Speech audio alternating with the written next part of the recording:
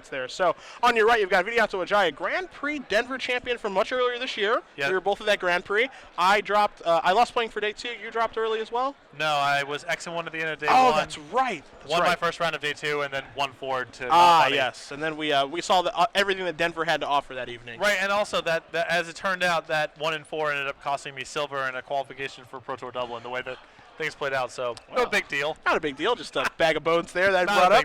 Not a big deal.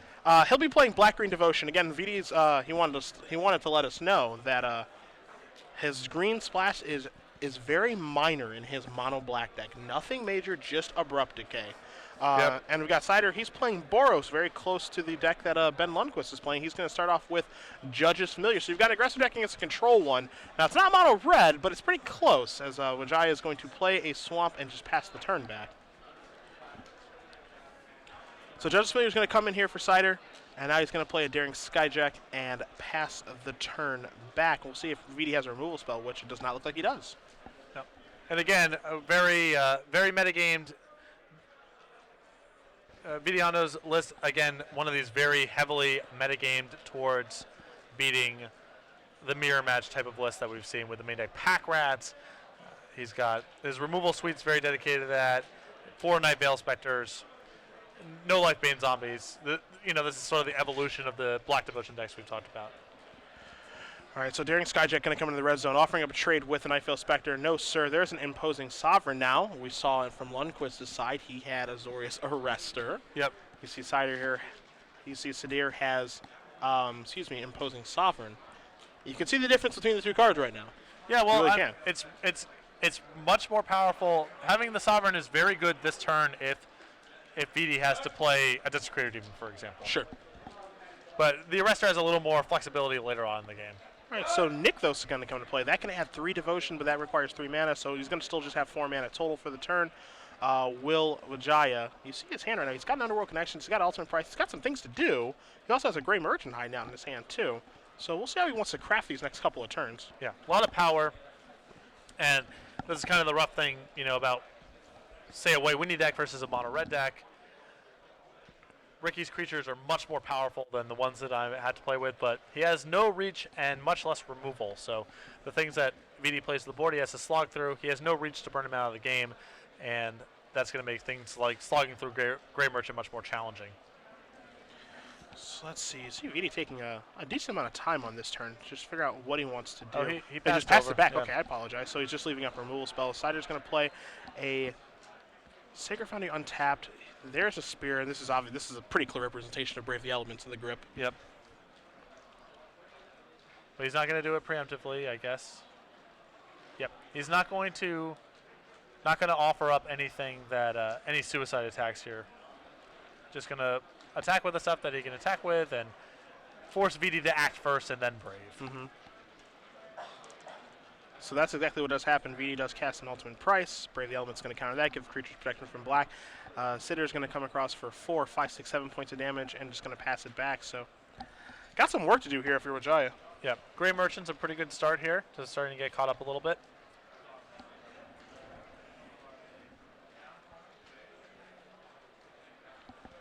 You see the Grey Merchant, he's got Underworld Connections.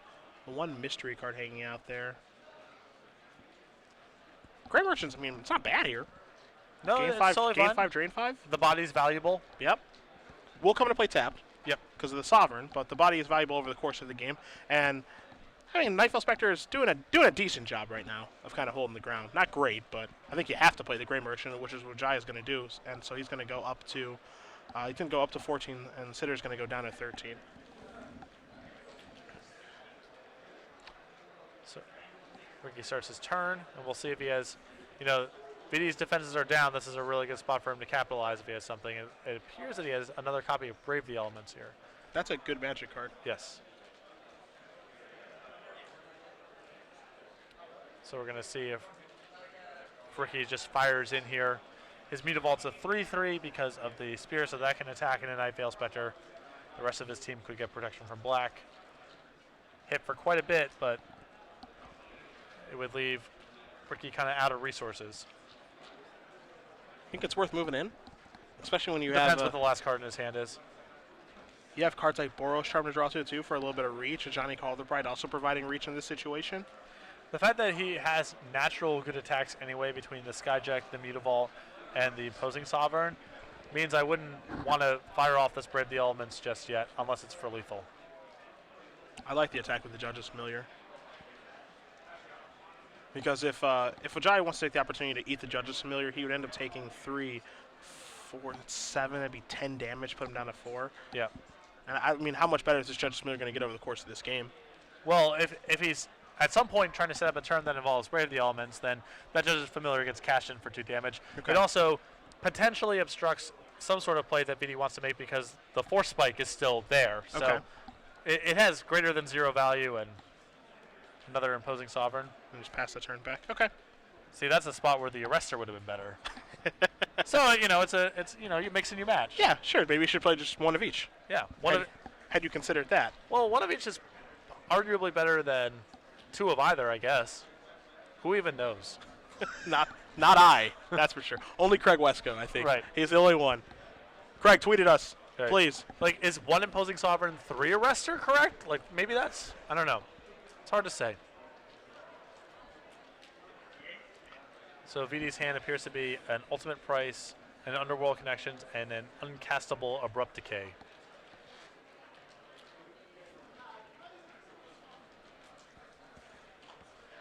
All right, there's Connections, which this is one of the few matchups where it is quite poor. Yeah, Ricky's got to be thrilled with that use of mana. Yeah. Draw a card, got to be thrilled with the activation, Yep, too. keep it coming. Overgrown Tomb, the card drawn, which is, Allows him to cast the Abrupt Decay in his hand, but he has to take 2, so. Yep. That means he'd be at 5, and we know that there's a Brave the Elements hanging out, and Vidianto is just going to pick it up, saying, I am pretty much dead at this point. So Sidher's going to win game number 1 over Wijaya. Boros up a game over Black-Green Devotion. Again, both these players sitting at 2-0. We'll start with Wijaya's sideboard here. He's playing against an aggressive strategy, and these are one of the things that we felt could kind of push Mono Black Devotion out of the metagame. Now, this is a white one, not a red-based one, but it's all the same. It's trying to kill you quickly, and it did a nice job of it there. What's also kind of interesting about this is VD never showed a green card or green source of mana. Yep. So that trick is still in the bag potentially. Yep. I really like another copy of Ultimate Price. I like bringing in an additional copy of Whip of Erebos. I like the 2 copies of Golgari Charm.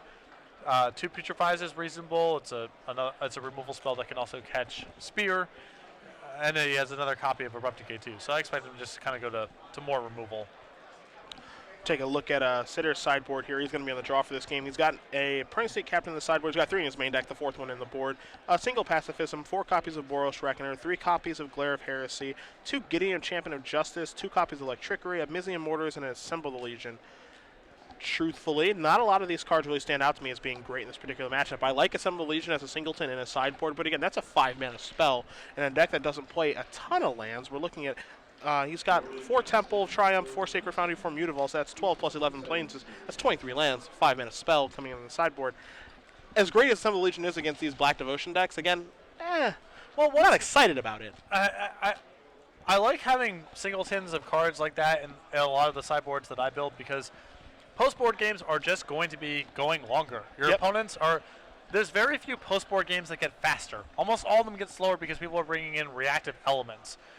And that incentivizes people to also cut the most aggressive elements out of their deck because they're going to be running into more removal and what have you. So even though the amount of lands that you're talking about and sort of the structure of Ricky's deck doesn't lend itself very well to Assemble Legion, in the post-board games, one is a pretty low opportunity cost with huge upside, and the game's likely to go on much longer than it went on in the first game. Okay.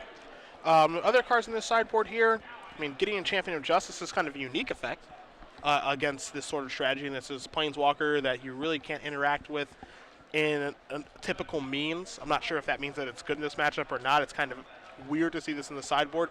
But the rest of the cards, again, the Precinct Captain, the Pacifism, the 4 Boros Reckoners, the 3 Glare of Heresies, the 2 Electrickeries, and the Mortars, pretty meh to me. Yeah, I think that Gideon is probably for creature matchups where the board is prone to kind of getting stalled or slowed down between first strikers and bigger bodies where players are kind of staring at each other. Gideon can actually take up fairly quickly. I also wouldn't be surprised if it came in against pure control decks just to diversify your threat base a little bit. Sure. Whether Mono Black Devotion qualifies or not, that's a different question. But I would suspect it's mostly for kind of mid-rangey creature decks was where you would want Gideon. All right, both players shuffling it for game number 2. Again, these are two very, very skilled magicians. If you guys aren't familiar with Ricky Sidher, I believe this is Ship It. It is Robin to Michael Hetrick's Batman. Yes, this is either Ship It Holler, Sip It Holler, Slip It Holler. Yeah. One of these guys. He's won multiple Magic Online PTQs. He's actually lost in the finals of a PTQ for Valencia to Hetrick this season. So he is very, very skilled. I remember the first time I met him was at Pro Tour Austin many years ago. I think it was 2009, 2010. Really good Magic player. Doesn't get to travel as much and all of those things, but we are in his home state. Yep. So he came down here to play this. Already off to a nice start, sitting at 2-0. And, of course, Vidianto Wijaya. We've watched him win a Legacy Open in Vegas with Esper Stoneblade. Watched him win Grand Prix Denver, the Legacy GP, earlier this year with Esper Stoneblade. So he's done some winning over the course of his career. And an Esper Blade enthusiast, to be sure. And that first game was a great demonstration of what I was talking about when I said the mono black devotion deck had gotten really inbred. The cards that Vidi drew and cast were nonsense against an opponent who was just casting creatures and attacking. Yeah, that's an opponent who was here just to kind of just kick your teeth in. Just to brawl. Yeah. Yeah. He looked pretty poor in that game. But, as you said, that's kind of expected because of what happened at Grand Prix Louisville. When you have a deck have a weekend just like that, where it's complete domination by Anderson, Nelson, and Bronduin. It's absolutely something that I've been playing competitive Magic for a very long time. I haven't seen things like that happen very often, especially with how things are nowadays in Magic, where, in the years prior, back in your early 2000s, where the internet was kind of just building up and people weren't sharing information as much. But nowadays, everyone kind of knows about everything nowadays. And for the mono black devotion deck to just put on the performance it did, it changed the landscape on everything. Going to the Invitational, you just saw people. Do you have Dark Betrayal? How many pack rats are you playing? I'm gonna play. I'm gonna play 5. If that's okay. Right. I don't think anyone knows. I'm just gonna play 5 of them. He's the best card in the mirror, and just stuff like that. It was just kind of crazy. So the inbred. The inbreeding that's taken place here, not really surprising, but then you've got, kind of the fun police here with Boros and Monored saying, yeah, you guys work on those Dark Betrayals and those embarrassing pack rats, and I'm just going to kick your teeth in. Right. I'm just going to hit you. So we're going to start off with a Dried Militant here for Sidher. Wijaya just with some beautiful swamps and just going to pass the turn back. Probably has a removal spell at the ready. Again, one of the other things about being kind of inbred is that a lot of people have moved towards Ultimate Price. Yep. Can't take care of that Dryad, even though Dryad's not that great of a Magic card. It's getting the job done right now, and you can't kill it. Follow up with an Imposing Sovereign, pass the turn back. Speaking of not a great Magic card.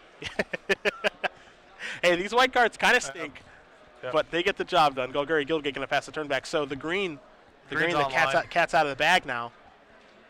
And now it's possible something like Golgari Charm could be insane. Yeah, Golgari Charm would be so very good right now. Going to come across for 4 points of damage. Jai going to move it down to 14. See if Sidher has a follow-up play. See if he's really scared of a card like Golgari Charm now, too. Certainly it would loom very heavily in my mind over how I sequence this turn. Well, there's 2 Judges Familiars, so he's moving in, as it were. Yeah, or not, I guess. Yeah. If you have it, you have it. It's going to be a Wrath. Now, of course, Wijaya would need the next land, and you do see in his hand he actually does have it, so I think it's worth casting. I'm going to cast Golgari Charm. What mode would you like to select, Patrick? I would like to select Regenerate All. Oh, never mind. -1/-1. -1/-1, everything? Okay. A 4-for-1. We know that Mono Black doesn't have Mutilate anymore, but it has Shrivel. Yeah. Ish.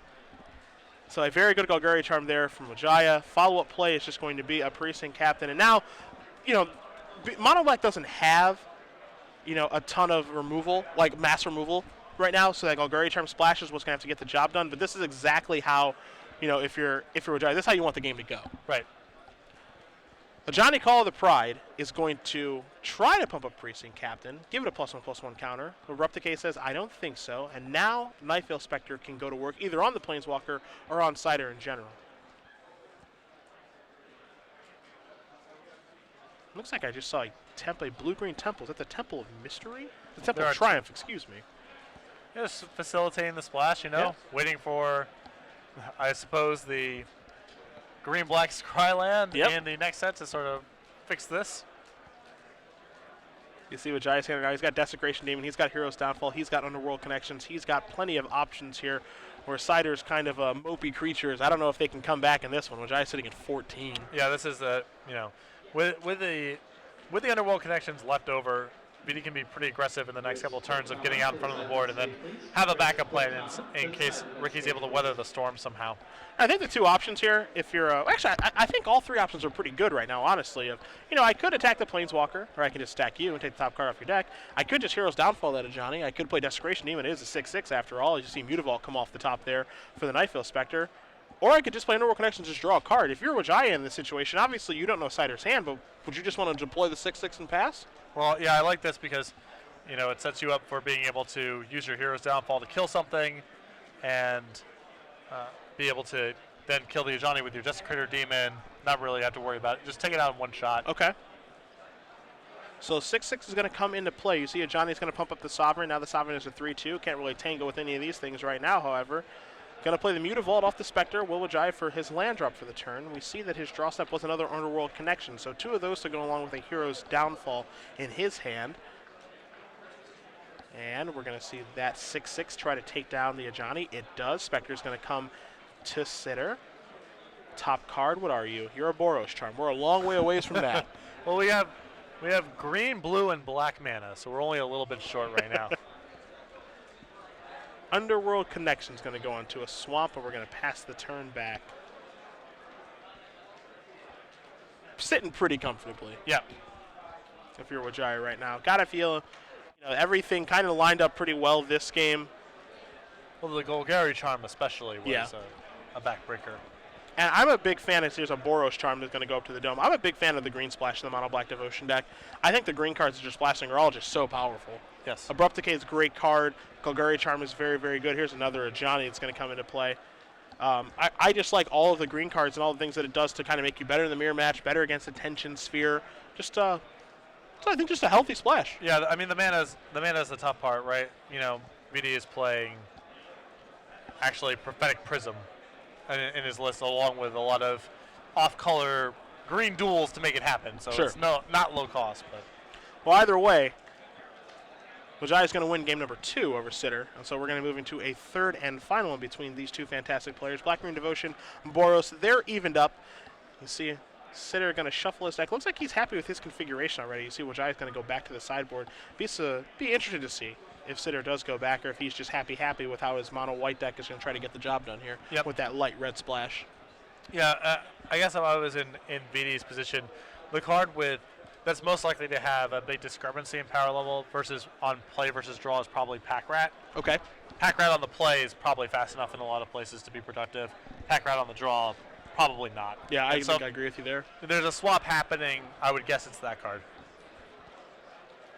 Well, we'll see if he does try to swap anything in or out here. If you guys are just joining us, Cedric Phillips, Patrick Sullivan, StarCityGames.com Open Series here in Los Angeles. We are at Stan Lee's Kamikaze. Yeah. Did I get it right this time? Kamikaze. Kamikaze. It's a kamikaze of comic books. Yes. I guess. There it is. That's exactly what it is. If you guys do want to join us, of course, on Twitter at SCG Live, hashtag SCGLA. We'll be checking your tweets all weekend long.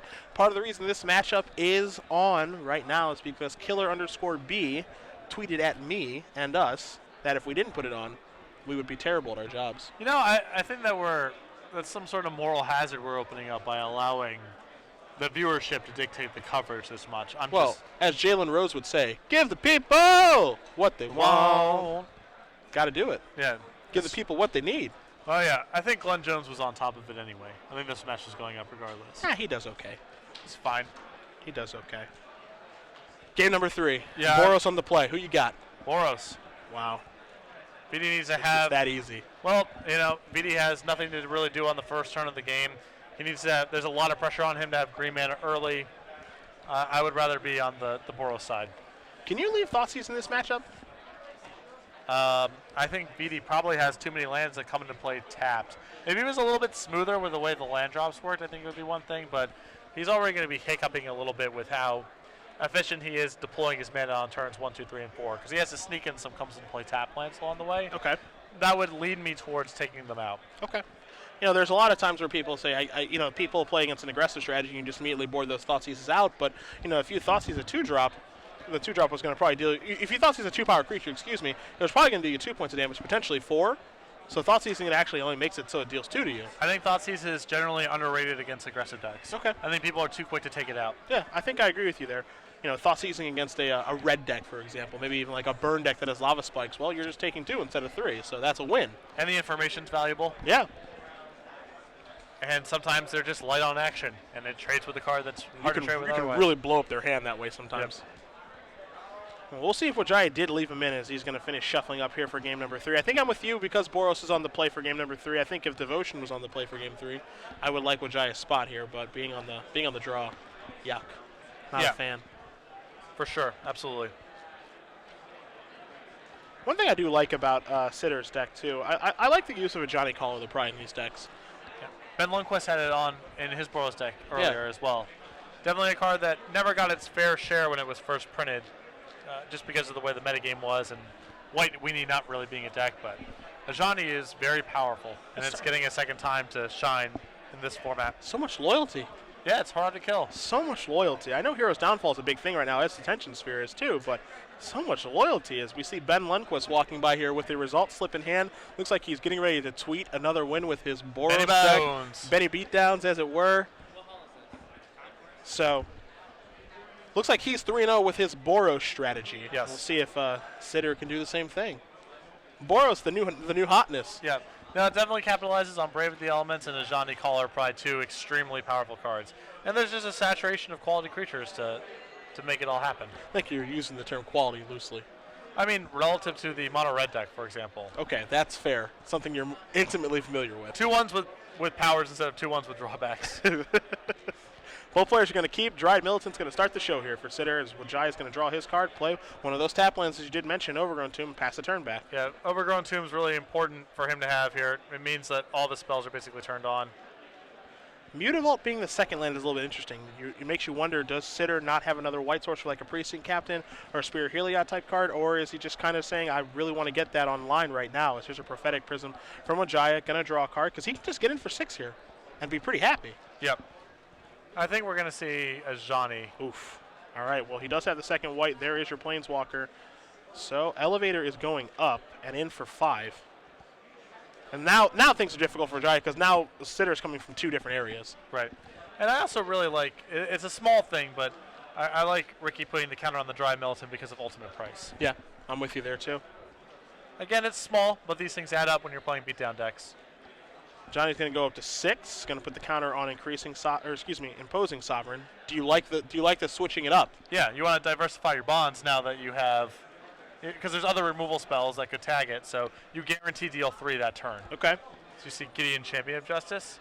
Yeah, a card that we will bring up on the screen for you guys because this is another Planeswalker that doesn't really see a lot of play. The white ones don't see a ton of play. You see Wijaya's taking a look at it. We're going to do the exact same thing here because it has a lot of text. And it's, I don't even know if Ricky knows how to use it, but it does a lot of different things. Yeah. It's +1s. It basically just, its +1 power is just add loyalty to it. It's +1/+1 for each opposing creature. The 0 is turn it into a creature.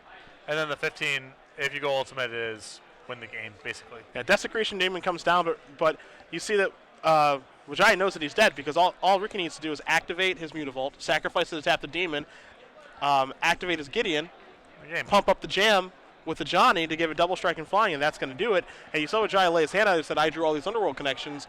And, yeah, you did, which is a card that you want to draw in some matchups and you don't want to draw in others. So either way, Boros is going to take down Black-Green Devotion. Ricky Sidher is going to move on to 3-0. Vidianto Wijaya going to move down to 2-1. And Boros looking pretty impressive so far.